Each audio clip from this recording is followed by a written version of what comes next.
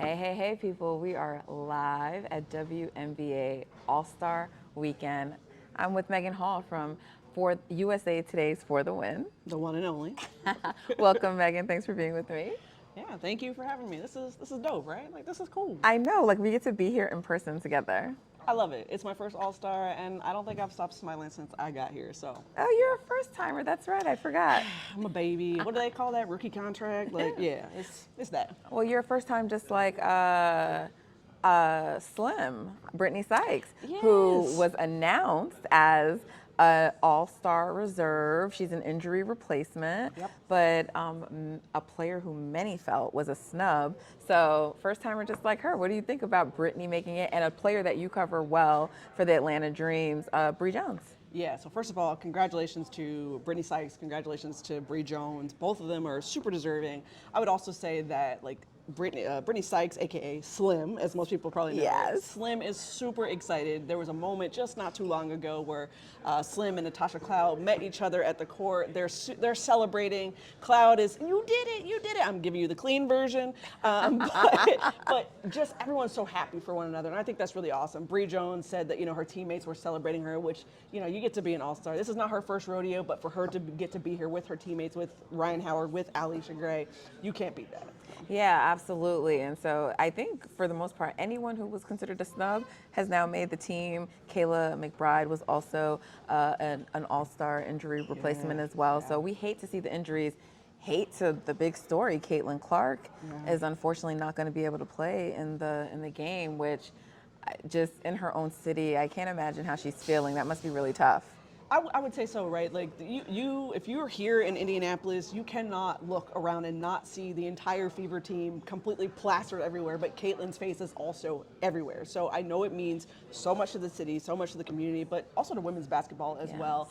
I think it's really important to point out that, like, Caitlin will still be here, right? She'll still be coaching Sandy Brondellis, and she's going to be tapping into Caitlin's, like, coaching skills. So if you see a play out there that you think has Caitlin Clark written all over it, it probably does. So. But I would say that it's going to be a really cool, awesome environment. Even though she won't play, she's got to get healthy, and we wish her well. Absolutely. For sure that she'll still be here, and I'm sure we will still get some Caitlin Clark shenanigans on the court. And because we've gotten to see a lot of it. Unfortunately, she's had to miss time during the season, and she's been very active on the sidelines, even. Very animated, so I'm sure. And she, from what I've seen, she was having some fun last night too, making the rounds. So, Shout out to Stud Buds.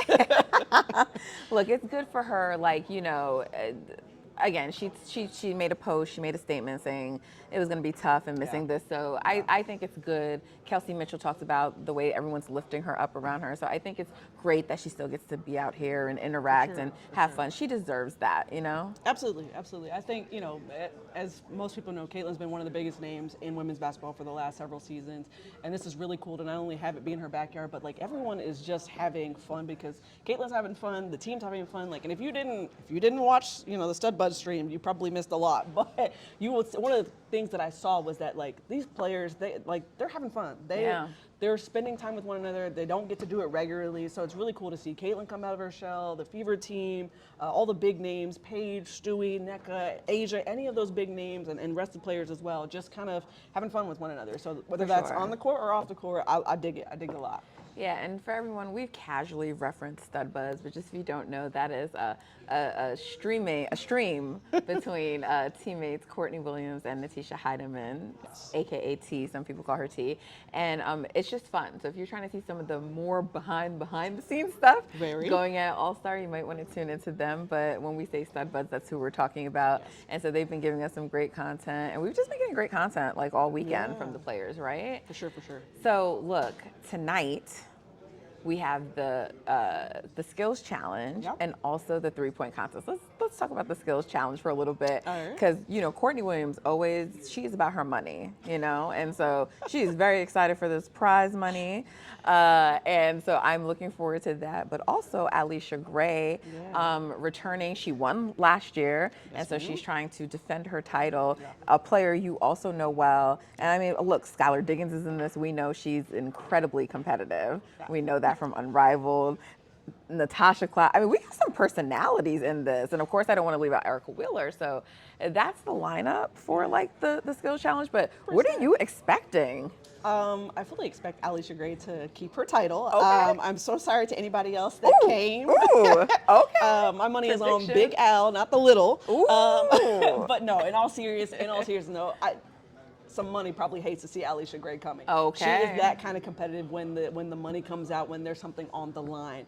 And I will say this. I do think someone like a Courtney Williams, someone like a Skylar Diggins could give Leash a run for her money. But I'm willing to say that I think Leash will come out and retain her title on the skills challenge. Okay. Well, my prediction is that it's going to be a great event, and we're going to have a fun time. You gotta give a name. You gotta give a name. Nope, I'm not just taking it easy, taking it all in. Give a name.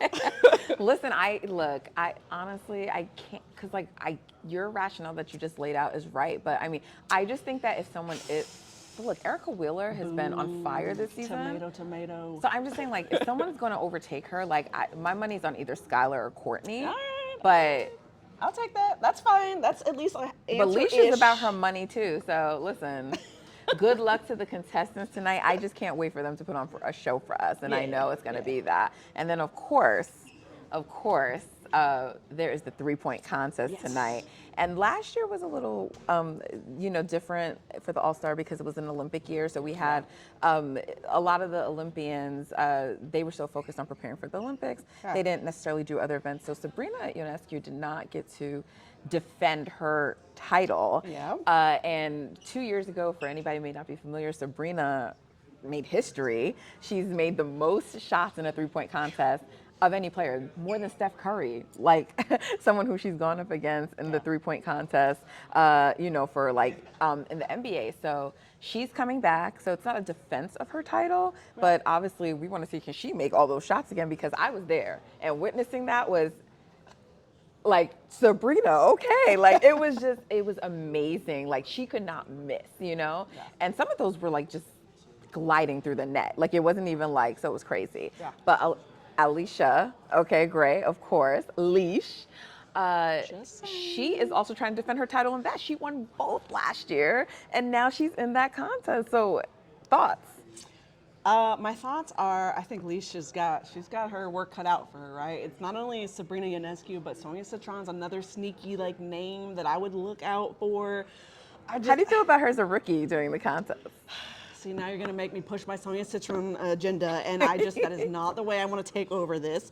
But I feel like she is one of those rookies who does not panic. She does not get sped up. I heard the other day that she had said, and you might find this roaming on the internet, but she said, hey, if I panic, y'all won't ever know, which is fantastic because she's like a duck, right? A duck on water. You can see the duck is going smooth, but underneath they're paddling. That's probably Sonia Citron. Like that is the same sort of mentality where like you're not going to see all what's going on internally. She's just smooth, and I really appreciate that about her game because she came ready. And I think that's something you just don't see in a whole lot of rookies is that unshakable sort of confidence like that. You see it from time to time, but there's just not that many rookies that are like, hey, whatever y'all are doing, I don't really care because I know what I'm doing. So I'm super excited for her to join in the 3-point contest. Plum Dog. Yeah, Kelsey Plum is another who I'm like, ooh, Leash. You got a lot. But yeah, I just think overall, I'm excited to see how many threes and then who does it come down to? Because last year it came down to Alicia Gray and Jonquel Jones, and that was super, super exciting. So that was so cool. I'm not gonna lie, it's not that I would ever root against Leash, but it was sort of cool seeing Jonquel represent for the big girls, right? Of course. That would have been so fascinating to see like a big win. That didn't happen, but shout out still to Jonquel for that amazing performance. Yeah, I mean, I'll say this. Do I think that Leash will walk away the 3-point? Probably not. Because there's some stiff competition. But I don't like to doubt Leash either because again, when there's something on the line, like she does have that mentality to be able to be like, hey, I'm about to go get it. Plus, selfishly, I would like to see Alicia Gray win both things so that she could make those headlines again. And also that smile that she just brings out, that Southern charm, that adorable personality. Like we need that. That's the type of good stuff that you need in the WNBA. So if that happens again, okay. I need that in my life. So you're not as brave here. You're not giving us a direct pick in this one. Fine, if you want a direct pick. If you want a direct pick, I'm actually going to go Sob. Okay. I think Sob will come back and win, but Okay. I'm not sleeping on Leash either, so I think it'll be Sob though. Sabrina for the win. Okay. So look, To me, it feels a little weird. Like, I don't really want to preview an All-Star game. Yeah. But the WNBA players, they go hard with the All-Star game. So, like, for anyone who may be new here and thinking, like, this is like the Pro Bowl in football or like the NBA All-Star game. No. These women, they come to compete and they come to hoop. So I'm just expecting like a feisty, fun All-Star, game. Yeah. And big news, Glorilla's going to be the halftime performer. A lot of the players were excited about it. Thoughts on that? Let her cook. I'm just saying. But but in all seriousness, no, honestly, I expect it to be much like last year. If you remember last year, in 2024, there were a lot more eyes on it because you had these fantastic rookies. You had Caitlin Clark, you had Angel Reese bringing in a lot more eyes to the game, a lot more people coming to see what the WNBA was about. Arike Ogunbowale went nuts. Yeah, insane is the best word I got for it. But she stole the show. Yes, there you go. That's probably good. Yes. Yeah, she stole the show. So I would say, like, if you get another magic performance like that from an MVP, and you could really see, like, towards the back half and the second half of the game, like, everyone was, like, playing. Like, they were getting super competitive. I expect to see that. I expect to see some really cool assists. I expect to see some, some good shots. And I will say this. I don't know who will do it, but can somebody dunk?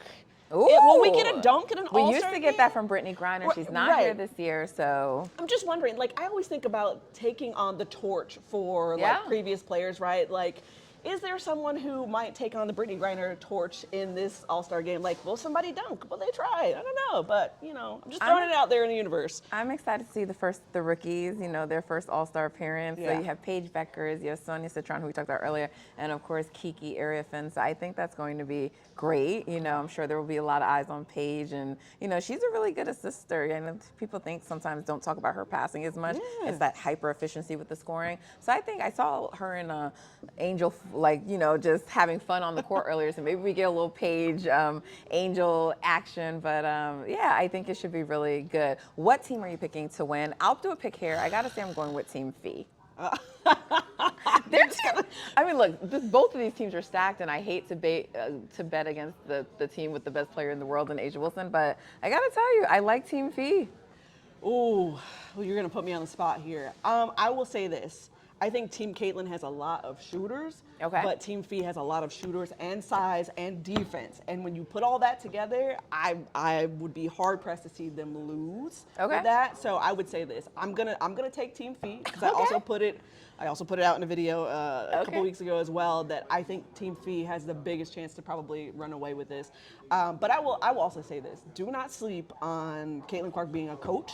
From the sidelines, because listen, Sandy Brundell is fantastic. I have no worries about Sandy, but at some point, I do think that Caitlin will get involved in maybe calling up plays or things like that. Ooh. So I think it would be really cool to see Coach her. Clark. Yes, I think it would be really cool to see her pick up that clipboard. If we get a clip of Caitlin in the middle of a huddle with a clipboard and everyone's around her, like I might lose it. but yeah, if you get that, it'll be a fun game. All right, Meghan Hall. I appreciate you. I appreciate you so much as always. Guys, make sure you are tuned in and subscribe to our new YouTube channel, the WNBA on oh, look at me, I'm fudging our own title, the WNBA on NBC. Subscribe. We give you all this great, fresh WNBA content. Thank you, Meghan. Thank you. I appreciate you.